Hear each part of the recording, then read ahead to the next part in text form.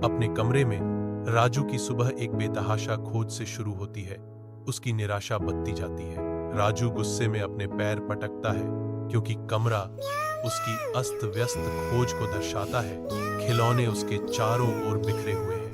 Mummy, मेरा robot कहाँ है? किसने लिया? राजू की आवाज गूंजती है, बढ़ते गुस्से से भरी। राजू की आंखों से ओझल क्रोध का दानव उसके पीछे साकार होता है, जो उसके बढ़ते गुस्से से भोजन करता है। हा हा हा, बहुत अच्छा राजू, इसी तरह चिल्लाते रहो, मैं बड़ा हो जाऊंगा।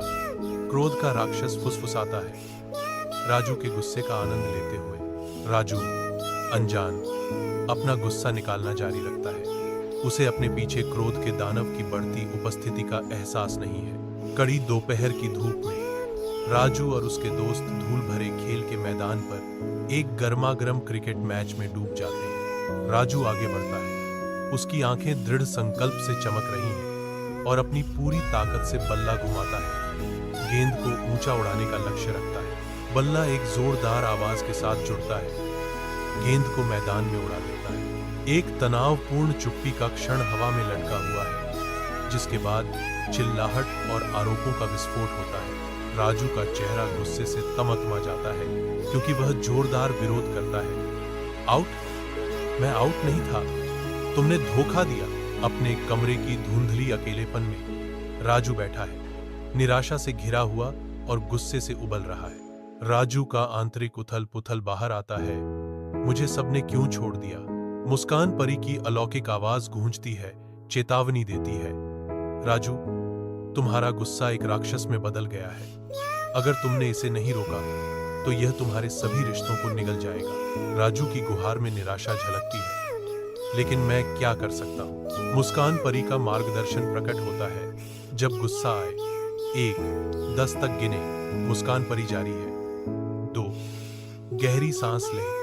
3, थोड़ी देर शांत रहे। 4, मुद्दे के महत्व पर विचार करें। स्कूल का मैदान युवा ऊर्जा से गूंजता है क्योंकि राजू का दोस्त उसे खेल में शामिल होने के लिए बुलाता है। राजू रुकता है, उसके चेहरे पर आंतरिक संघर्ष का एक क्षण अंकित होता है। वह गहरी सांस लेता है, अपने संकल्प को जुटाता है। नई दृढ़ संकल्प के साथ राजू सहमत होता है। ठीक है, चलो खेलते हैं। क्रोध दानव, जो कभी एक दुर्जय उपस्थिति था, सिकुड़ने लगता है। क्रोध के अंतिम अवशेष गायब हो जाते हैं, केवल बचपन की उज्जवल मासूमियत छोड़ जाते हैं। कमरा एक कोमल गर्मी से चमकता है, शांति का आश्रय। राजू अपनी मां के साथ चुपचाप बैठा है, उसके चेहरे पर एक शांत मुस्कान है। राजू की मां ने अपने बेटे को देखा, उसका दिल राहत से भर गया। आज राजू पूरे दिन शांत और खुश रहा है। राजू धीरे से सिर हिलाता है, उसकी आंखों में एक नई समझ है। अब मैं अपना गुस्सा समझ गया। एक मार्गदर्शक आवाज ज्ञान फुसफुसाती है, जब क्रोध आए तो उसे दूर भगाओ।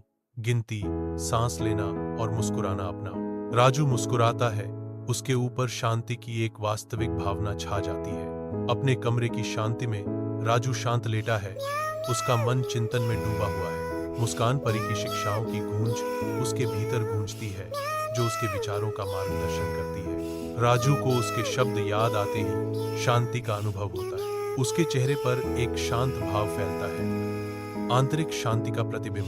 नींद को समर्पित होने की तैयारी करते समय राजू को शांति मिलती है। राजू दिन की चिंताओं को पीछे छोड़ते हुए नींद की आगोश में चला जाता है। धूप पार्क को गर्म करती है क्योंकि राजू की हंसी गूंजती है, जो उसके दोस्तों की खुशी भरी चीखों के साथ मिल जाती है। राजू एक गेंद का पीछा करता है, उसका चेहरा बेफिक्र खुशी से चमक रहा है। वह कूदता है, दोपहर के आकाश के खिलाफ शुद्ध आनंद का एक सिलहूट। राजू एक विजयी हाई 5 साझा करता है, उसकी आंखें सौहार्द से चमक रही हैं। अब वह समझता है कि क्रोध स्वाभाविक रूप से गलत नहीं है, लेकिन इसके नियंत्रण में महारत हासिल करना सबसे महत्वपूर्ण है। पार्क प्रचुर स्वतंत्रता का एक दृश्य बन जाता है, जहां राजू और उसके दोस्त होने के परम आनंद में आनंद लेते हैं। रात की शांति में राजू अपनी मां को गले लगाता है। राजू पछतावे से भरकर वादा करता है, मां,